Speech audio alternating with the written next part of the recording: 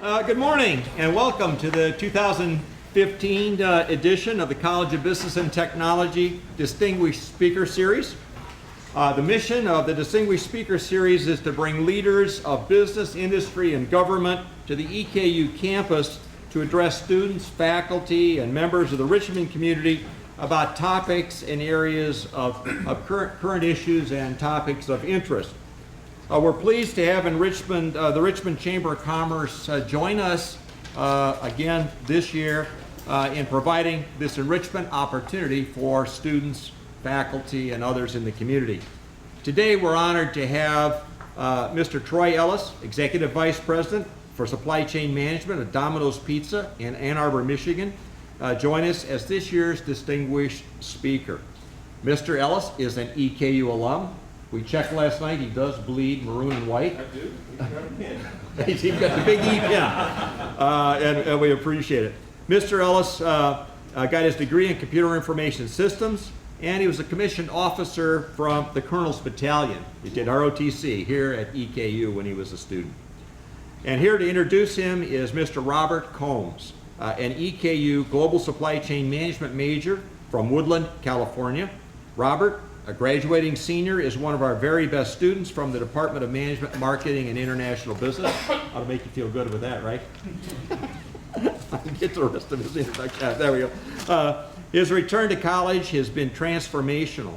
After nearly 20 years of experience as a master repair technician in luxury autos, Robert started back to college and transferred to EKU.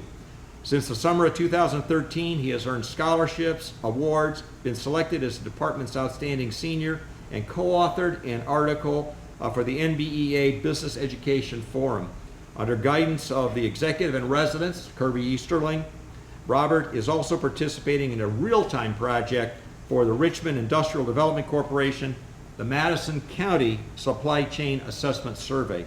Richard will be graduating this coming December among the first groups of students to complete EKU's Global Supply Chain Management concentration.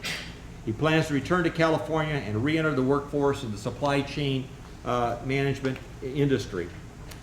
When not honing his skills, Robert enjoys restoring classic air-cooled Volkswagens, hiking, camping, and water sports.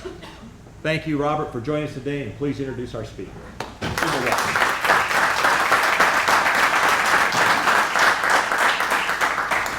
Thank you, Dean Erickson. Good morning, everybody. Good morning. This year's distinguished speaker, Mr. Troy Ellis, is someone that EKU is certainly proud to have in the ranks of its alumni. Mr. Ellis, a native of Louisville, Kentucky, husband and father of three, graduated from EKU in 1987, as Dr. Erickson alluded to, received his BBA majoring in Computer Information Systems and minored in Military Leadership. Mr. Ellis then went on to begin a highly successful career serving as an officer in the U.S. Army 101st Airborne Division until 1991. Following the Army and returning to the private sector, Mr. Ellis worked for Kimberly-Clark, PepsiCo, and then Coca-Cola. In 2000, he moved on to Coca-Cola. Between 2000 and 2010, Mr. Ellis had various leadership roles at Coca-Cola, including Central Business Unit VP of Supply Chain and head of Coca-Cola's Diversity and Inclusion Council. In his roles at Coca-Cola, he oversaw a team of 12,000 people, 79 company-owned facilities, 36 contract manufacturing facilities, and 64 third-party warehouses. I think it goes without saying he had a pretty full plate. Mr. Ellis has currently been named Executive Vice President Supply Chain for Domino's. That alone would be an impressive record, but there's more. Mr. Ellis is also a board member of Western Container Group, a former member of Northwestern University's Business Advisory Board, and volunteers his time on the boards of Southeast Boys and Girls Club of America, Keep America Beautiful, and the C5 Georgia Youth Foundation. Mr. Ellis's contributions to both business and society make us all at EKU proud to be in his company, and exemplifies the leader and citizen we should all aspire to be.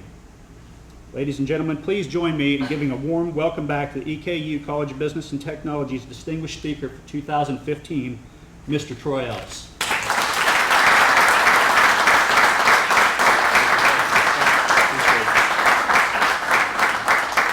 Can you hear me?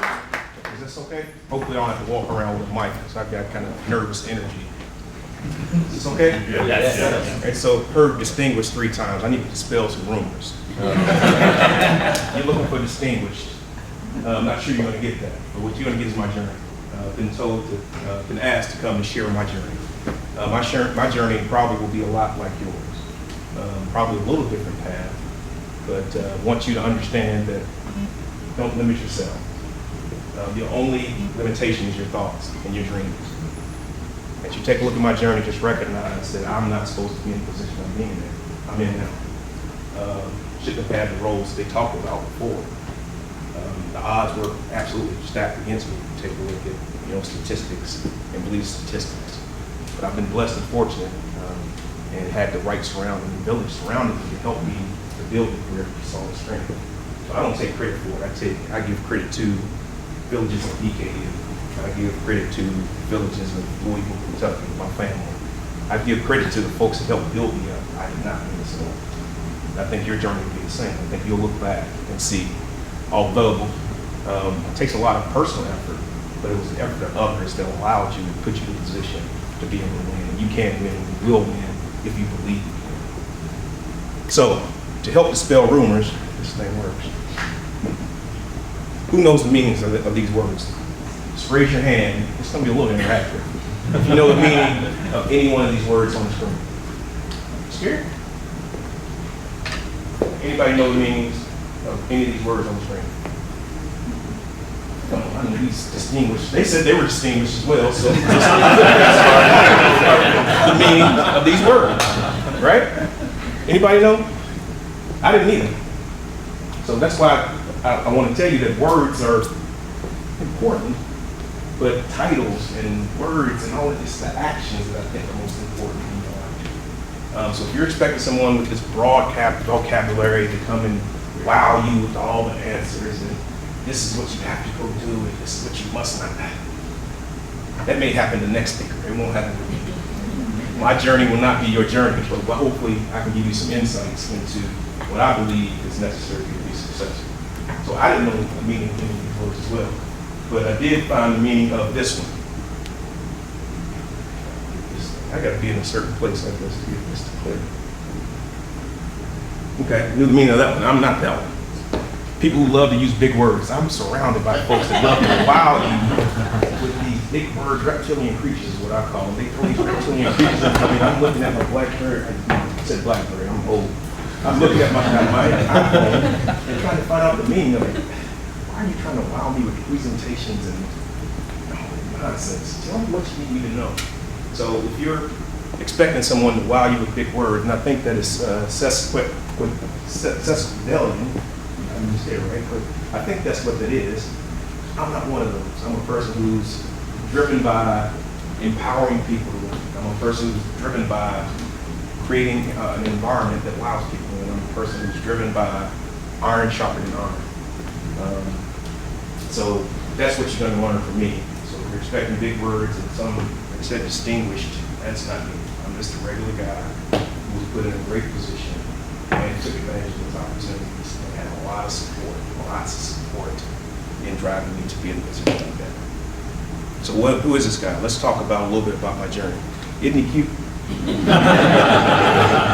I lost that after a year. I think I was 3 at the time. I lost that, but I was born and raised in Louisville, Kentucky. Anybody from Louisville? Are you familiar with the West End? Are you familiar with the West End Louisville? Very prominent, kind of distinguished neighborhood with all kind of money, right? Hell no. Not the West End East. No. Very. I was poor, but I was never needy. Grew up in a single family home with a mother who was a force of nature, basically, who all she wanted from me was opportunity. She just wanted me to have the same opportunities that prevailed to or offered to others that are allowed to win. She fought for that. Active in the civil rights movement, active in desegregation because the schools that I was supposed to go to didn't have the same, facilities or same books or same curriculum that other schools had. So she fought for busing and was very active on the front lines. So she was a force of nature, always in my back, expecting me to do more. So if I get you this opportunity, you need to do something with it. And help build me to the point that I always expected that if given an opportunity, I need to do all I can to maximize it. So say, if you can repeat after me, just say opportunity. Opportunity. Once you get an opportunity, what comes after opportunity? It's got to be expectation and hard work. Put yourself in a position. Once you're in that position, what are you going to do? Is the big question. And that's what my mom said. She wants me to get the opportunity. She always had still, I feel it right now. It's right there. Thumb in my back. I carry her with me everywhere I go. And she said, if you get an opportunity, you got to do this. You can't just, you got to embrace that opportunity, and you can't let that opportunity go by. So that's a learning I got from my mom. Maybe I should stand back here, but I got nervous energy. It's not going to work. And of course, gave me opportunity as a young person coming out of Western Louisville, single-parent home. I was one of the first Black Senate pages, and was given the opportunity to go serve at the in Frankfurt as a page for Senator Georgia Powell, who was the first Black female senator for the state. And even though, and you can see that suit, I mean, you can't see it, but it was all borrowed clothes. Didn't have the money to buy a suit, and it's kind of ugly if you look at it. I got like a plaid slacks on, very 70s-ish. The tie is probably, and my head was pretty big, but almost as big as my head. And but it was all put together. The village made sure they put me in a position, the opportunity, to be able to interact with those Senate leaders and to represent the West End. Even though it was from a single-parent home, given the opportunity, Christians got to take full advantage of it. So it was surrounded by a village that allowed me to do that. And look at that. Like my man shorts? I was hot. I had to admit, if I looked at that picture the other day when I put it on the screen, I hesitated a little bit because good thing none of my friends are here. I had a hard time about it. But those man shorts, my legs were hot. Wait a minute. I see the smile. I know I was hot. And they should bring those back. I said to the guys, probably got pants down to your knees, right? They said, that's the thing now. But no, I think you have to show your manhood. And that's what we did. But I was hot. I thought I was a great athlete. I was pretty, I would say I was less athletic. Could dunk, I was 5'9", could dunk the basketball. Thought that would be my future. I was more, but I found out very quickly, I was more blessed with the family and academically than I was athletic. Even though I could have gone to a college playing basketball, not D1 of course, and had some offers, but it just wasn't for me. I found out very quickly, decided very quickly that's not the road I wanted to take. I was more blessed with my family and my village around me, as well as academically. I wanted to pursue something academic more than just shooting jump shots. There's nothing wrong with that. There's nothing absolutely wrong with athletics. Athletics are absolutely a gateway for a number of folks, but it just wasn't for me. And that's my family. And I still maintain some cuteness, even though I was probably about 10 at the time. But that little lady on the right, this one here, I'm sorry, this one here is my sister. And you know how the older sisters, they kind of are, I would hate for her to describe me, but I describe her as a pain in my blood, so I would hate to think about how she would describe me. But she was always there, regardless of, we used to fight like cats and dogs, regardless of the fights. I knew I always could go to her, and she would give me good counsel, and she would support me. Well, she came to EKU, and I visited her at EKU. And the comfort level, I knew if I went to EKU and had that support with me, that I would be absolutely successful. So I followed her to EKU. So it's important that I had that support system. And you need to have a support system when you, of course, go into any situation. And that's why I was so comfortable with EKU system. So kind of learnings that I had as a result of what I believe are foundational to my early childhood and post pre-college experience was faith and family. The two most important things. First, you got to have a belief in yourself. You got to believe you can achieve. You got to surround yourself with folks in the village. Is what I call it. A village is not a place. It's not just a place. It's an environment. It's a it's a group of conditions, and it's an environment that allows you to be successful. You get that support. And a tribe to succeed, you gotta believe. You gotta believe. You gotta know where you want to go, and make sure you surround yourself with folks that believe in that actual dream that you have for yourself. So I came to EKU. Told you, followed my sister, came up to visit the campus, and it was an easy decision. Fell in love with the campus, fell in love with the overall college environment, with that EKU village. It was not just the academics. The academics were absolutely important, and that they offered computer information systems, which was my major. But it was also important that I had support people around me that would help me to be successful. Far too often, folks go into an environment just based off of just the campus, but they don't have the support. So hopefully you all find the same support that I found when I was here at EKU. Became president for Kappa Alpha Psi for 2 years. Was thrust into a leadership of a lot of young, talented black men at a very early age. I led that fraternity for two years. By the time I was a sophomore, I was the president of the fraternity. Just imagine being given responsibility to help lead this organization, an organization that's distinguished as Kappa Alpha Psi. At 18, 19 years old. It thrust me into a leadership position. I took that very seriously, but it also helped build up more of that village that I'm talking about. The importance of surrounding yourself with people who have like dreams, like beliefs, and a like desire to win. If you're hanging around 9 broke people, guess who's going to be the 10th? Probably you. You hang around 9 folks that are not necessarily committed to graduating from college, guess who's going to probably get 10? You hang around 9 folks that are doing just terrible things, guess who's probably going to be 10? Right. You need to surround yourself with folks that have like beliefs. It's going to help you and support you in succeeding and achieving your dreams. So it's really important that you remember that. Surround yourself with folks that have like thinking, like goals, that are dedicated to living. It's really important. And that's what I was able to do at EKU with fraternity, with friends, and with teachers. Very, very vivid memories of a couple of teachers I'd like to speak to. First was a guy by the name of Charles Lala. Talk about tough.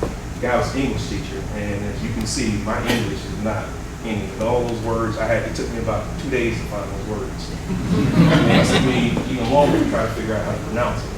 So my English is not perfect, but this was an English teacher who took a personal interest in me. You get to the point, you got a relationship with a teacher where you know if you get a C, it's going to be a problem. That's how he believed me. He would not let me. If I got a C, you can do better. That's absolutely unacceptable. You know you can do better. You got to find yourself. And show me. He pushed me and drove me to fully do the best that I could in his class. That personal interest, that drive for him behind me. He was supporting me in growth. He kind of took the place of family. And his desire and his push for me to succeed. So Charles Lauder, he was really tough on me, and I needed that. Think about being 18, 19 years old, away from home, single parent family, all that stuff, and then thrust into a college academic environment where you're on your own. You can make decisions on whether or not you're going to go to class, whether or not you're going to apply yourself or not, making your own decisions. But then when you have a teacher that will not let you fail, will tell you it's unacceptable that you got to see, but you know you're better. It was powerful for me. And as a result, most of his classes, I was afraid to get a C. Not afraid, that's a strong word, but just didn't want to disappoint him because he believed in me. So the teacher experience, the friend experience, the fraternity experience, all built a village around me that forced me and held me accountable to succeed. And then there's the military. Discipline, accountability. leadership. As a result of not necessarily having a lot of economic means, I went into the military. One of the reasons was to help fund college. My mother could not afford 2 people in school, and my sister was there. So I joined the ROTC and actually joined the simultaneous membership program, which allowed me to go in the summers off the military duty, earn a lot of money, learn a trade, as well as, during once 1 week in a month, we'll go do reserves. Built a lot of discipline and changed my life in a major way. No doubt about it. So I was not that disciplined. I was not that focused. I used to love the party. Thursday night still a big night here. So what you telling me? I'm in between you and the downtown? Is that what you're saying? So yeah, Thursday night used to be a big night, but I couldn't do that because Friday mornings we used to have like 5:30 a.m. run. So imagine I'm still Atomic Dog was the place back there. They had different drafts. And I was balling out of control. I had $2 and I could just have a great time, right? But you could go down there and have a good time at the Atomic Dog. You could get up at 5:30 in the morning and run like 4 miles. That was not a good look. So as a result, I had to have some discipline. I knew I could go and hang out. I need to be in at a decent time. So I need to get out here and be prepared for the next day. So it provided me with discipline, structure, accountability. They're all important to building kind of the foundational skills that's going to be necessary for me to succeed in the business world. So once again, what did EKU do for me? What did the experience do for me? It was about exposure. I was West End. I probably left the West End maybe twice in my life before going to EKU. It exposed me to a different world. It exposed me to different opportunities. Provided that foundational theory behind business, theory behind a lot of the different aspects of the world. Provided me the foundation and exposure to that. Then it thrust me into a leadership role. I was responsible for the fraternity for 2 years. Actually started the first Black Pen Hell here at EKU back then. I don't know if it's still active or not. I was one of the original chairs of that. And was the leader of the fraternity, like I said, for a couple of years, as well as a military leader. So thrust myself into a leadership to be a true leader in an organization, provided me with that discipline. And then once again, I said it's about a village. Surround yourself with folks, with folks, teachers, etc., that are going to help drive you, going to support you in succeeding long term. Then I literally jumped right into the military. I went to become a logistics officer, which is my choice. Which gave me, because after the business, learning business here at EKU, was very interested in supply chain, the supply chain aspect of business. And the importance of supply chain, what it has, it supports the business. There's absolutely no product or idea that can come to life without the supply chain in the world. You have the best idea in the world, you have the best product in the world, but if you don't have the best supply chain supporting it, trust me, it'll fail.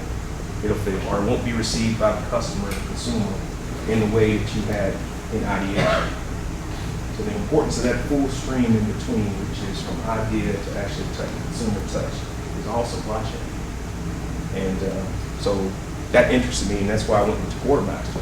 How do I, from people have an idea that you want to go and do something in a certain theater, and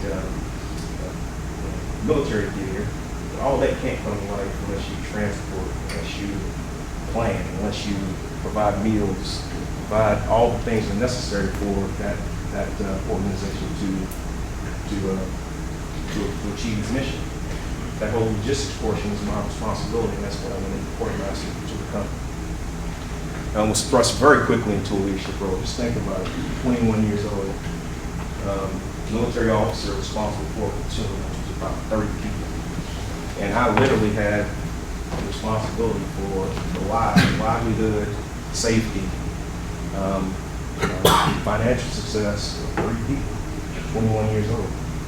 Also in the largest logistics organization in the entire world, in the Army.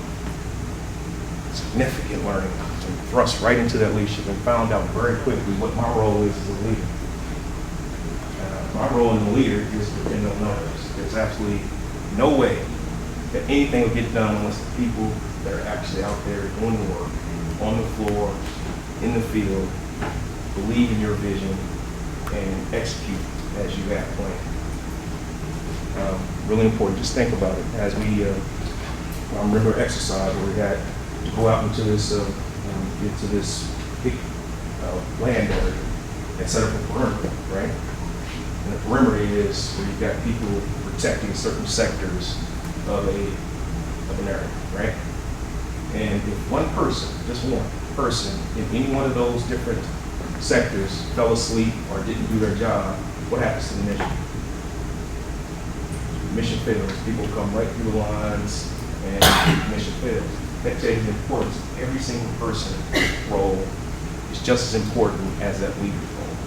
So if you're not providing them with the tools, training, capability, support to win on the field, in the perimeter, regardless of what you think and how talented you are as a leader, you still won't be successful. Helped learn that really quickly as I was in the military. But the thing about the military is you get a call. You get a call 1 o'clock in the morning, show up to the airfield at 3 o'clock and bring all your gear, and you don't know when you're coming home. Fortunately, I was in Fort Desert Shield, and but we used to get deployed quite a bit because I was responsible for all the rapid refuel points for the 101st Airborne Division. So I was responsible for basically anytime a helicopter gas stations. That makes sense. Helicopter gas stations. So we would go and deploy. We would jump out of airplanes, go to a certain landing zone. Our team would go out, set up a refuel field. Helicopters would fly in, troops on them, or attack helicopters would fly in, refuel them, and then they would leave, they would pick up our stuff, pack up, and then go to the next zone and do the same thing for supporting the mission. So that was kind of my role. And so as a result, was thrown right into every single role that I had was critically important to the mission being accomplished. A helicopter with no gas, what happens? I'm just saying. And if we're not there on time when the helicopters need to be in position, what happens? The mission can't go forward. So getting that opportunity and learning opportunity was significant in my career. But the deployment had a toll on my family. I had 2 young daughters at the time, and going away and not being able to tell them I'll be back tonight, next week, week after next month, just wasn't. I just couldn't do that for the rest of my life. Couldn't do that to them. So decided to get out and pursue a corporate career and went to work for Kimberly-Clark. How many people know what Kimberly-Clark does? Just distinguished folks. What about the other distinguished students? I'm being very interactive. Have you ever wore diapers? That's what they do. They make diapers, they make Kleenex, tissue, they make all kind of consumer product goods. So my job was making diapers, so I jumped out of the military and jumped into diapers. And also it was an excellent learning experience because the thing about the corporate world, we think that it's a huge divide between what happens in the military and what happens in corporate world, but exactly same. It's about empowering the teams to be successful, giving them the tools to be successful, and then you as a leader, your responsibility, my responsibility was just removing barriers for them. And so very, very transferable, skills. One thing, I had one project before I left Kimberly-Clark, had a project, I don't know, maybe hope you don't know by now, but back in the day, diapers used to have tape on them, right? The biggest consumer complaint was that the tape, put it on wrong, take it off, the tape's no longer any good, people had to go get pins and try to figure out how to get the diaper fast. That was the biggest complaint back when I was with Kimberly-Clark. So my project was, he said, why don't we try using Velcro and using, Velcro and spun bond, some stretch material, make it fit well, but use Velcro so you can take it off and put it back on. Well, that was my project. I was with it from the time it was an idea to the time that we had to come up with a commercial product. We did that. It took us about 8 months. We did that, introduced that technology, which is now with all diapers and are now. We did that, and it took almost 4 years before our competitor could respond, which is PG. Significant. If you take a look at the growth of Kimberly-Clark, that project launched Kimberly-Clark in a major way to take a lead and lead in that category. Hubby's became the #1 diaper as a result of that technology. But that was my project. I'm very proud of it. I don't invent a diaper. So you think about diapers. So, but Kimberly-Clark, I had my first experience with a bad boss. He was terrible. He was like, it was about him. He wore his title all on his chest, walking. I'm the man, you know, everybody used to hate him. He walked through the man. I don't care about walking. My job is to help support the people. I'm not going to bow down in any way to this title thing. My job is to help support the people and help the business win. And as a result, I was not in that inner circle with them. And the folks that were getting promoted were in that inner circle with them. And I refused to play the game. My game was to support the people, support the business, drive efficiencies, make the business win. And I did that. We were the #1 machines for I don't know how many years, but wasn't getting recognized because I wasn't in that circle. So as a result, I left and went to work for, I know you recognize this company, Pepsi. A number of leadership roles with Pepsi. In just 3 short years, I went there as a production manager. Quickly became operations manager. Then I became regional warehouse manager for the East Coast, and then came back as plant manager for the Philadelphia plant. And why did that happen? Once again, it was about people, enabling the people to be successful, drastic improvements in productivity, cost savings, etc. As a result of the people buying into the vision, me supporting them, and the results were just when they got recognized through the company and was promoted like 4 times in 3 years while at Pepsi. But another opportunity came, and that's a true statement. I don't want to rank. I know there's been rumors about did Coca-Cola really have Coke in it, or Coca leaves in it. Back in the day, it was. It did. That's absolutely true. When it was first invented, it was medicinal. That's why it was founded in a pharmacy. It was medicinal. You know, it had great taste, but it was medicinal. And that's how Coke got started. But went to work for Coke because they had this opportunity in Cincinnati, which was closer to my mom. She's getting up there in age. Well, she's not here, but she would not like me to tell you she's getting up there in age. She is. She's getting up there in age. I wanted to be a little closer to her, but they had this phenomenal facility, heavily invested like $30 million in this facility, all the new and latest beverage making technology, AGV robots, beeping all over the place, a high rise with automated elevators, and it's all this technology, but they were performing poorly. The lesson there was that they invested in technology, but they didn't invest in their people. They put a whole lot of money into the facility, but they didn't put a lot of money into empowering and embracing the people, training the people, making them more capable, and then you put the technology on top of that. That's how you win. So that's investment they made, $20 million, was just floundering. They couldn't run it. It was efficiencies and all this money lost. So asked me, and believe it or not, I volunteered to go and take on this challenge. And the math equation is still the exact same. Empower the people, hold them accountable, build the tools, training, and the capabilities, and then watch them win. Within 6 months, they were like 48 out of 52 plants at the time. Within 6 months, they were the #1 plant for 4 straight years. Just that simple math equation. Inspire people in, give them the tools and accountability. And watch what happens. Watch what happens. So did that for 5 years, then became a VP for the Northeast region, responsible for all of the Northeast. Then became, as a result, did the same math problem in the Northeast. Power the people, hold them accountable, phenomenal results. Was promoted again to become the vice president for the Central and the Midwest part of the U.S. So I had 2 business units. So everything basically that's not on the coast is my responsibility for supply chain for a period of time.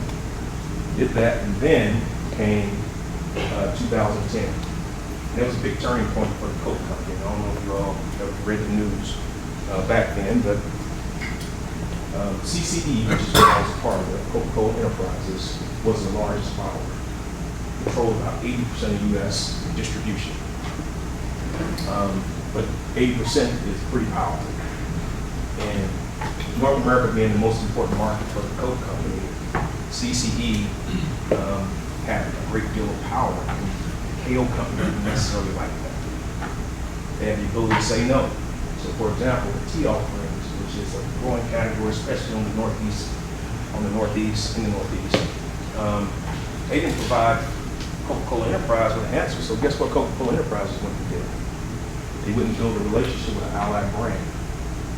And Coke was lit.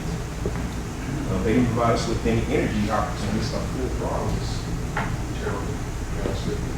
So we went out and built a partnership with Monster. And that got KO a little riled. So as a result, KO said, we had enough of that. And they bought CCE.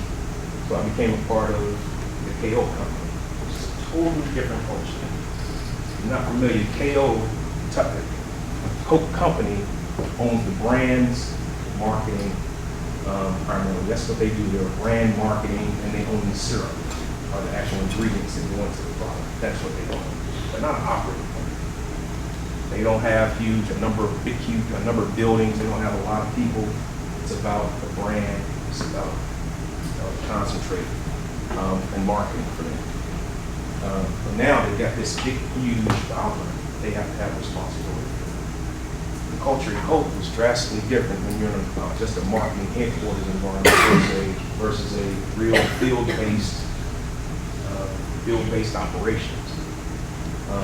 So they struggled with how to manage that field-based operations. So they brought me in, and I was responsible for putting together the KO system, all their manufacturing assets. They had a few for Minute Maid juices, Simply Orange juice, Vitamin Water, Oat Water, all those brands, and those manufacturing assets together with the Coca-Cola Enterprises assets, which was the 70 some odd plants, et cetera. Put those together and drive synergy. But over time, the burden of that operations, from KO's perspective, was just too much. They didn't want to be an operator. They didn't want to be a brand. They want to be a media. They want to be that kind of company. They didn't want to be an operator. So they started the process of selling off assets. And when they first acquired Coca-Cola Enterprises, the message was the power of one. I used to have to get in front of the team and talk about the importance of us driving together as a team, synergies to improve the overall operations, drive out costs. Let's act as one brand. But on the other hand, having to find out that understand that they're selling off those assets, it became a struggle for me. I'm not going to look someone in the face and talk about the importance of us bringing all this together, back in knowing that they're going to start selling off assets. So as a result, it led me to Domino. I decided I had to be a part of the culture that allows me to be able to look people in the face and say, you do what's necessary, we're going to win. We're going to build, we're going to grow, we're going to grow together. And that just wasn't the case at Coke. We're spinning off all the operating assets. I think that's all we need to actually accelerating that now, spin off the assets, and that's why I went to Domino's. I think you'll understand a little bit more why I went to Domino's in a second, because the culture was drastically different. KO is very kind of top heavy. It's about who's in the room. It's about titles. It's about 200-page PowerPoints. It's about specificity. Those big words I'm talking about that were up there. It's about a lot of that. It's not about people, and it's not about humility and servant leadership. But Domino's, I think you'll hear from the story, that's what Domino's is about, and why I took that opportunity and left Coke. What am I responsible for now is Domino's supply chain globally. We are a revenue generating supply chain, which is a little different than like some other consumer goods companies. We actually sell our goods to franchisees. It's a franchisee model. where 90% of the stores are owned by franchisees. And my team, supply chain team, sells products like dough, pepperonis, etc., to all of those stores at a profit. So if you take a look at Domino's top line, almost $4 billion, I'm about $1.4 billion in sales. The rest of the revenue comes from royalties from those franchisees. So in domestic terms, they get like 3.5% royalties for domestic stores. Internationally, they get about 2.5% in royalties. But the lion's share of the revenue comes from the supply chain, selling products. And it also is a brand protection issue that if you know they buy it from me, they're going to do the same thing versus have them go out on the open market and buy dough, buy pepperoni, buy etc. So they have to buy from us. So brand protection as well as revenue generating, which is a little different supply chain than you would see in normal consumer goods companies. We deliver over $140 million in EBITDA.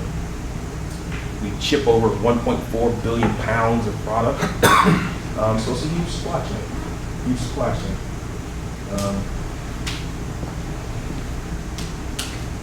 That's what it looks like in the U.S. You'll see I have 16 centers in the U.S. And those dots are the stores that we're responsible for servicing. Those are the stores that we're responsible for servicing. And how it all began, this is a story to tell you a little bit about the culture at Domino's. It began with the guy by the name of Tom Monahan. And he built a store in Ypsilanti called Dominick's. That's what he called it.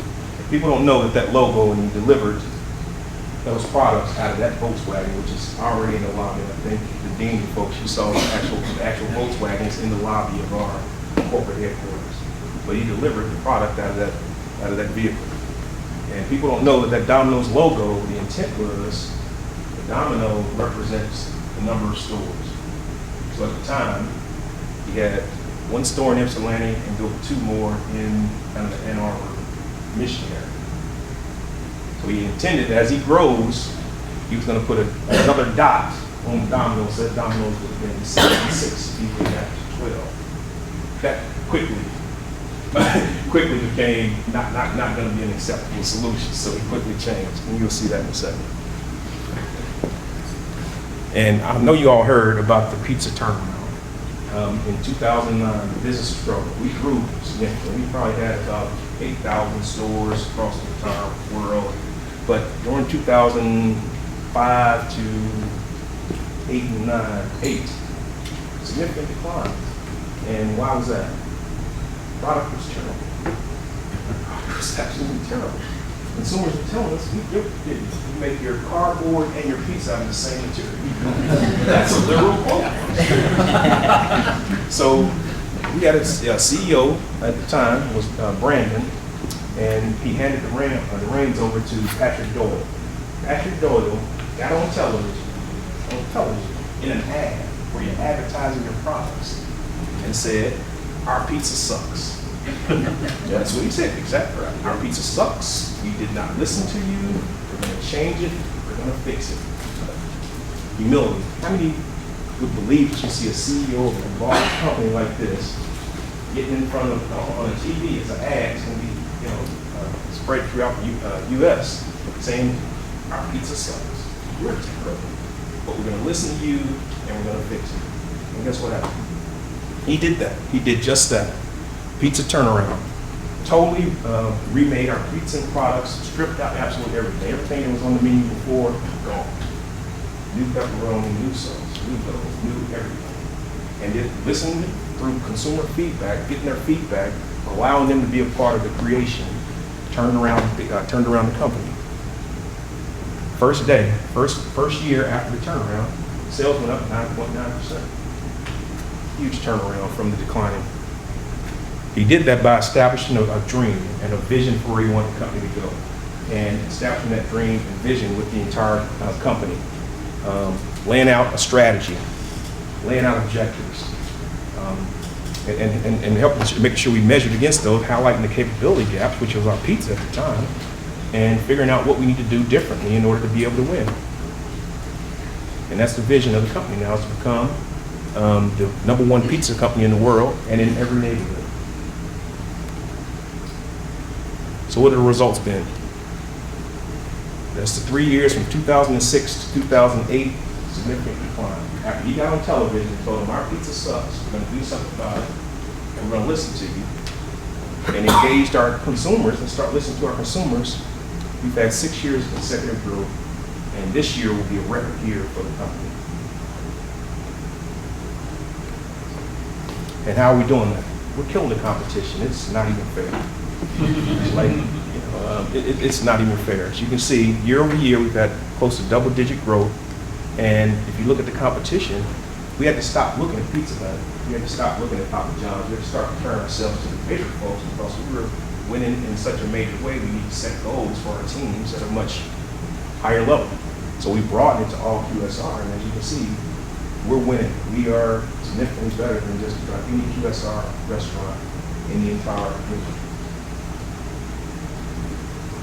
In fact, we're the only QSR with a quick serve restaurant place, with over 2,000 stores, that has had 6 consecutive years of growth. The only one. Not Taco Bell, not Wendy's, not Papa John's, not Baskin Robbins, not Dunkin' Donuts, not Jack in the Box, not any of them. The only one that's had 6 consecutive years of growth. And this year, we're going to have another record year, so it'll be 7. So now we've grown to over 12,000 units worldwide. And what people don't know is that most of our presence is international. Over 53% of our stores are international. Only 47% are in the U.S. International is growing almost 1,000 stores a year, where domestically we're growing about 100 stores a year. So we are truly starting to have a presence as a global brand. These are the countries, we're in over 80 international markets. These are the countries that we have stores and a presence.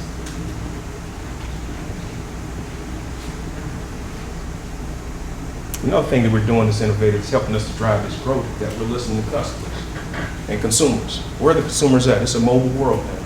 And if you take a look at the trends on who's using what type of communication devices, people know all the listening radio. Kind of leveling out from a television perspective, but look at digital and mobile. You're not winning in the digital and mobile world and not communicating your products and platform in the digital and mobile world. There's absolutely no way you can capture it. You can't grow. And as you see, growth is continuing, up 11% every single year. So we had to get a footprint. We had to be very strong in our platform and how we are communicating to our consumers from a digital and mobile perspective. And as you can see, our technology is far and far away the best in the QSR business. I think you all seen the Eva Longoria and Richard Sherman, where you can just text or emoji. What is emoji? That's right. That's a big word. Emoji, and what else can you do? You can order a pizza by just about any kind of means now electronically. And that's been huge. No other company has that capability, or they're just now starting to deploy that capability. So winning in a major way from a digital perspective. Also, take a look at our stores. Described our stores look like the 1960s laundromats, is what they said. Consumers said our stores look like. And it's true. Look like you're going in and drop off your underwear and say, here you go, white starch. And then right? That's what they used to look like. But we've gone to, we display our products, and we've got this concept. We're re-imaging every single store in our footprint. That's over 11,000 stores. Should be done by the end of 2017. And we're creating what we call a pizza theater, where we can show you as we make a pizza. And it'll be like a theater. It's themed after a theater. But opportunity still there, where 43% of the citizens still don't have access to pizza. In fact, of the 3 major pizza chains, we only represent about 25% of the sales. So huge opportunity for growth, even though we've grown significantly. So still got a lot to do. So, in summary, I hate PowerPoint. Your role will be different and is different. It's important that you don't complain about where you're at, You need to embrace it and take learning opportunities. I wish I had the mentality back then that every single class that I was truly trying to learn, make sure I was trying to get the full experience, learning from those experiences. So embrace your opportunity, embrace the path you're on, and learn from it. Humility, pride, and ego need to be eliminated. I've seen it destroy companies. I've seen it destroy cultures inside of companies. I've seen it destroy people. Make ego your enemy. Faith, make no small plans, I believe, is the Vincent's mantra. Make no small plans. Don't limit yourself by your thinking. Never thought when I was that cute little boy on the left-hand side and the screen over there that I would be sitting in front of you providing you with my journey. It wasn't possible. Take a look at the statistics. If I look at all my friends that were around me when I was in the West End, I'm the only one that's made it to this level. But make no small plans. You only limit yourself by your thinking. Not that I was the smartest thing. I wasn't.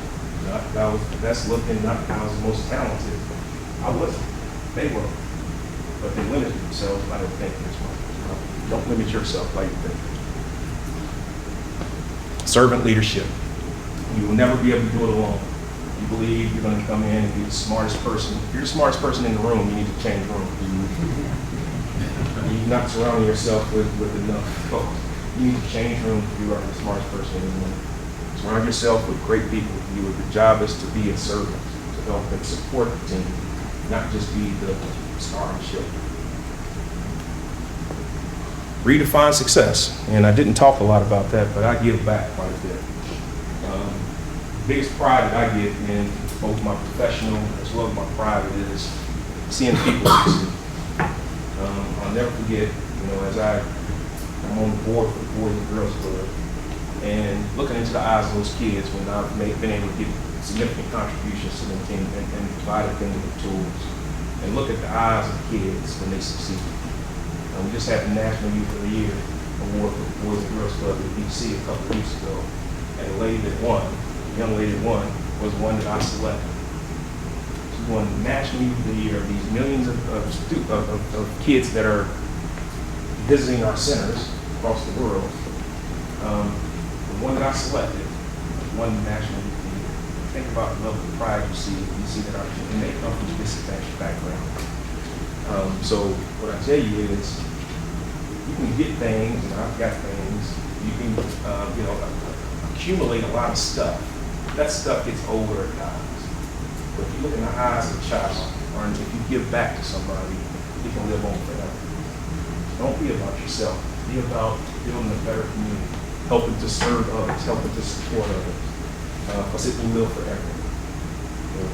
Cars that you buy, they'll get old. The houses that you get, they'll get old. Eventually, they'll go away. So think about what you do to leave a legacy of building people up, building their careers, giving them the opportunity that lives on forever.